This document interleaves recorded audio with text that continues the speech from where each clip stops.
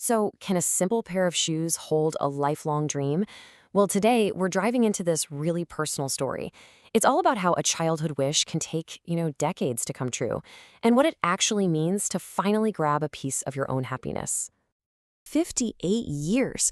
I mean, just let that sink in for a second. This is so much more than just a story about waiting. It's this powerful reminder that some dreams, they don't just fade away with time. Nope, they just wait, sometimes patiently, and sometimes, well, pretty painfully, for their moment to finally arrive.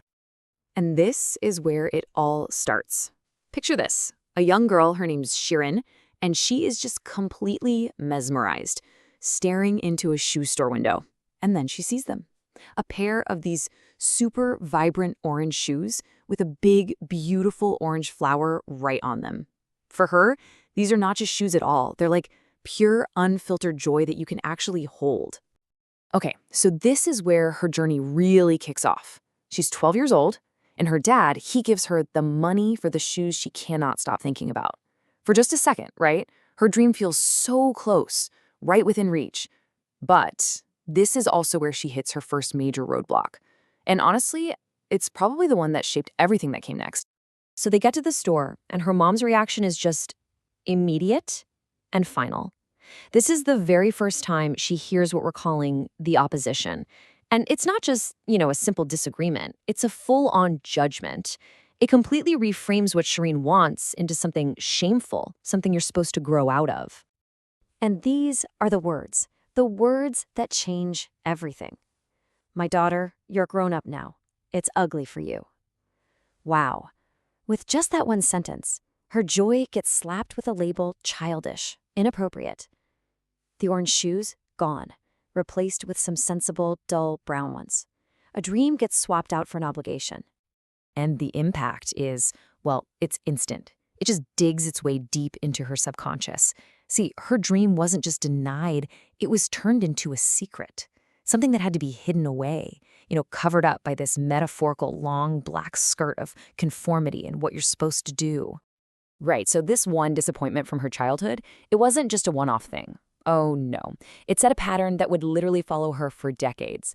It was like her first lesson in how other people's judgments can make us push down our own simple desires. And what's so fascinating here is how this opposition kind of grows up with her, but the core message, it stays exactly the same. I mean, look at this. At 18, her fiancé calls a similar pair of shoes tacky. Fast forward, decades later, she's 45, and that same guy, now her husband, is questioning her dignity over them. The judgment just gets, more sophisticated. For her, the shoes are pure joy. For them, there's something to be ashamed of. This timeline really it puts the sheer scale of it all into perspective, doesn't it? From age 12 all the way to age 70, 58 years. This clearly wasn't some phase she was going to grow out of. It was a real desire that she was forced to suppress, year after year, decade after decade. But here's the thing. The dream never really died. Not completely. Shirin found this quiet, almost clever way to keep it alive. Not for herself, but by kind of projecting it onto the next generation. It became her little secret ritual, a hidden tribute to the girl she used to be. Since she couldn't wear the shoes herself, she made sure her granddaughter could. So every single year for her granddaughter's birthday, along with whatever special gift she got her, there was always one more thing. Another box. And inside that box, you guessed it, a pair of orange shoes. It was her own quiet, personal act of defiance, of hope.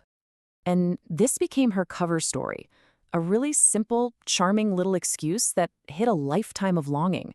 She'd just say, "Oh, orange shoes bring good luck." And just like that, she turned her private pain into this quirky family tradition. It was a saying everyone in the family knew, even if none of them had a clue where it really came from.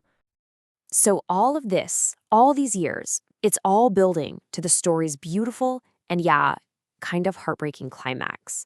After decades of waiting, of channeling this dream through her granddaughter, that long, long cycle is finally about to break.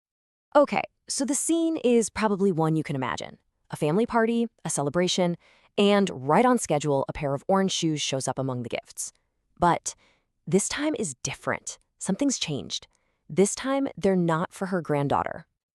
It's her son. Her own son brings them to her. He places the shoes at her feet and says her own words right back to her, but now they mean something so much more. He got it. He finally understood. He saw past the whole good luck thing and recognized the 58-year-old dream that was hiding there all along. 70. She was 70 years old.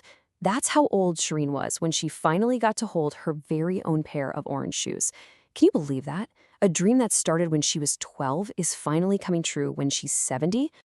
And in that one moment, just everything comes flooding out. A whole lifetime of emotions. You've got the joy of finally getting her wish, but it's all mixed up with this deep sorrow for all those lost decades. It's just too much, you know? The laughter that wants to come out is just washed away by tears she's been holding back for 58 years. But believe it or not, getting the shoes wasn't the end of the story. Not at all. In fact, it was the beginning. This wasn't about closing a chapter. It was about her finally getting the permission, maybe from herself, to start writing a brand new one. Those shoes were like a key, you know? They unlocked something that had been stuck inside her for so long. The very next morning, she decides she's going to fulfill the rest of her childhood dream. And this time, she is not asking anyone for permission. She is just claiming her joy. See, the shoes themselves weren't the dream. They were the catalyst. They were the thing that let her finally live the dream. And so this whole story kind of leaves us with a question, doesn't it? What's the simple joy you've been putting off? Maybe because some voice in your head or from someone else told you it was too bright or too bold or that it's just too late. So, what are your orange shoes? And when are you going to decide to finally wear them?